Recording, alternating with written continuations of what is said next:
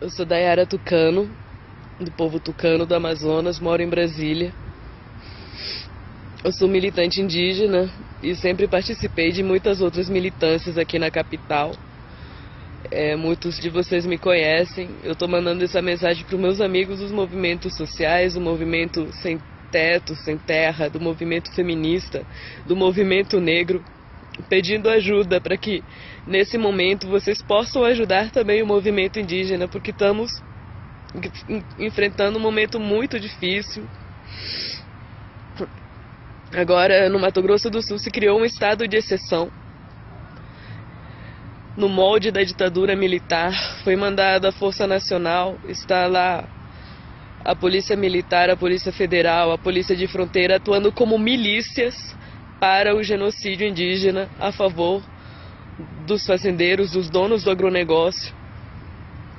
E eu quero dizer para vocês que se vocês não abraçarem essa causa, vocês não vão ser merecedores de suas bandeiras, porque nós somos os povos originários dessa terra.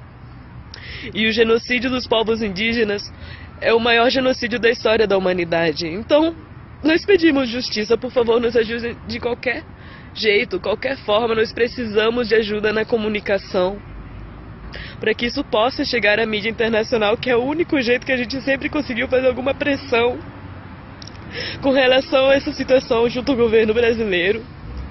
Que vocês nos ajudem com imagem, com texto, vídeo, qualquer coisa. Falem sobre isso nas mídias. Falem sobre a situação do povo Guarani Kaiowá no Mato Grosso do Sul. Chamem a atenção de todos os brasileiros sobre isso. Nesses dias eles mataram muita gente. Eles chegaram até a atirar em neném. Um neném pequenininho com bala de borracha.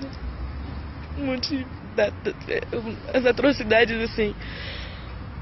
É um grau de desumanidade intolerável, insuportável, e todos nós estamos sofrendo. Então pedimos ajuda de vocês, que são nossos irmãos. Por favor, espalhe essa mensagem para o pessoal dos movimentos sociais. A gente precisa falar disso agora.